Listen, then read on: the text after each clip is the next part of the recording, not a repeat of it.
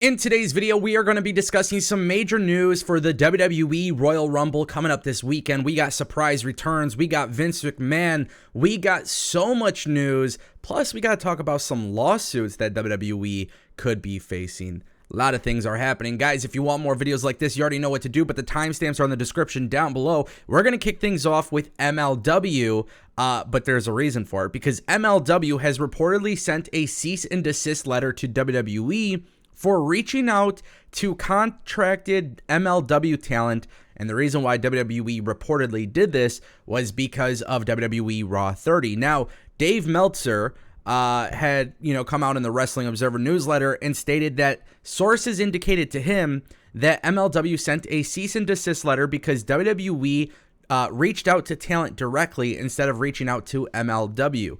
Meltzer wrote that MLW sources have MLW sources have said Court Bauer told the talent to have WWE reach out to them directly and didn't say he wouldn't allow them to appear, just to go through him. They never did, and the segment ended up being canceled for the reasons obviously we all know, which is the fact that WWE decided to do the trial of Sami Zayn and Roman Reigns.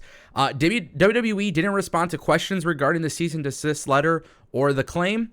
So WWE has obviously been silent on the whole ordeal, but this is a really big thing because WWE is currently going through a lawsuit with MLW, and that whole thing has just kind of been a mess as it is.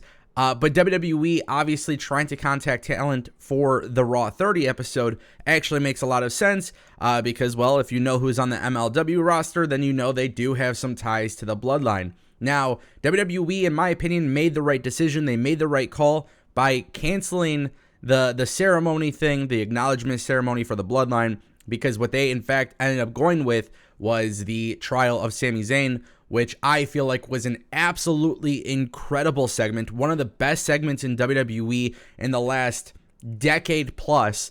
Sami Zayn and Jey Uso, there's a great dynamic there, and I just think the world right now as it stands cannot wait to see what happens with Sami Zayn. I want to talk about the Banger Bros. Guys, this is so funny. I talked about this on the channel. Now WWE has reportedly canceled the name The Banger Bros, which is the tag team name for Sheamus and Drew McIntyre. Now, I mentioned this on my YouTube channel before, how I thought it was a really, really dumb name. Obviously, WWE seems to agree because they appear to have dropped the name completely after they realized that there is, everybody kind of knows about the pornographic company, Bang Bros. And, yeah, it's just a really strange thing. I don't know why WWE went that route with the name anyways. There is a lot of similarities between the two names, but WWE did decide to change it. And I get where WWE was coming from as well. I mean, honestly, you kept hearing the banger after banger, the banger after banger. It kind of became this whole thing in WWE. I just thought it was a lack of planning, a lack of research on their end, which was a big mistake. Especially WWE is still a PG product, and, obviously they have become a little bit more edgier with some of the stuff that they say on TV.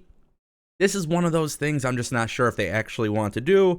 So, it's just kind of one of those things, like, I'm glad they changed it, and that's that. Guys, Nia Jax. We're going to talk about Nia Jax. She is rumored to be in the WWE Women's Royal Rumble. So I want to talk about surprise Royal Rumble entrants here. Multiple sources have indicated that Nia Jax is expected to be in the Women's Royal Rumble match.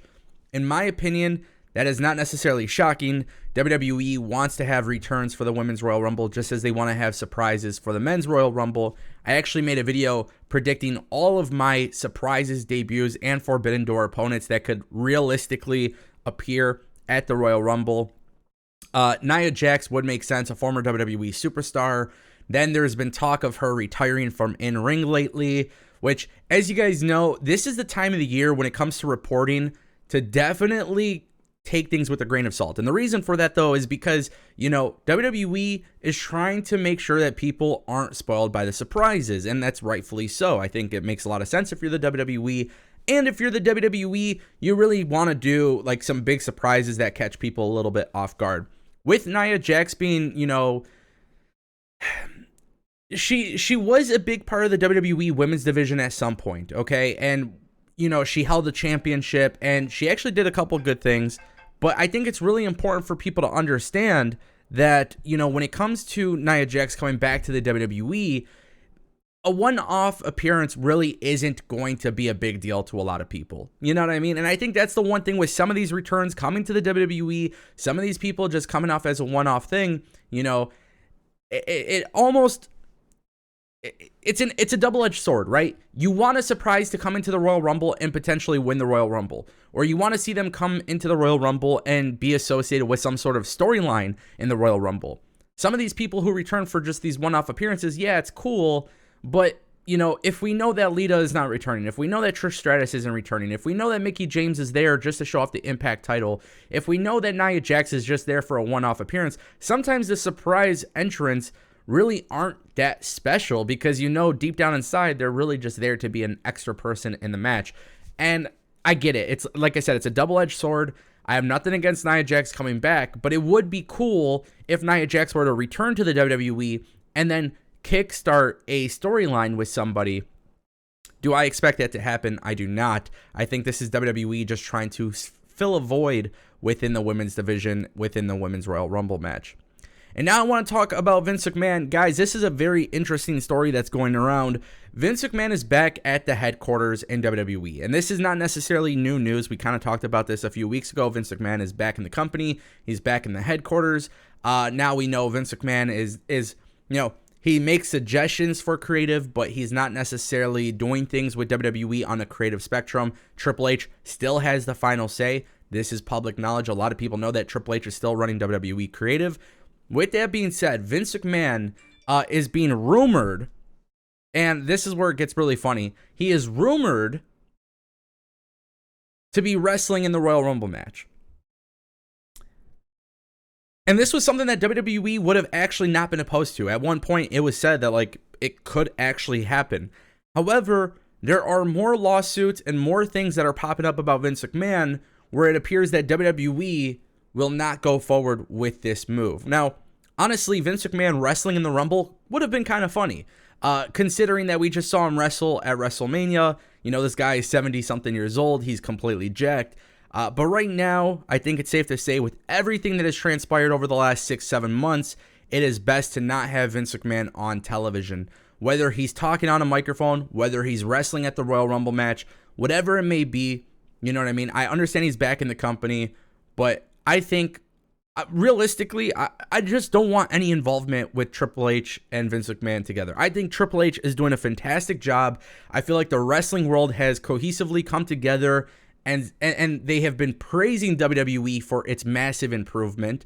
And I just feel like Vince McMahon getting in the way of that is an issue. And whether that's in the ring, on the mic, in the offices, WWE is better without Vince McMahon. And I know some people might not agree with that, but that's just personally how I feel.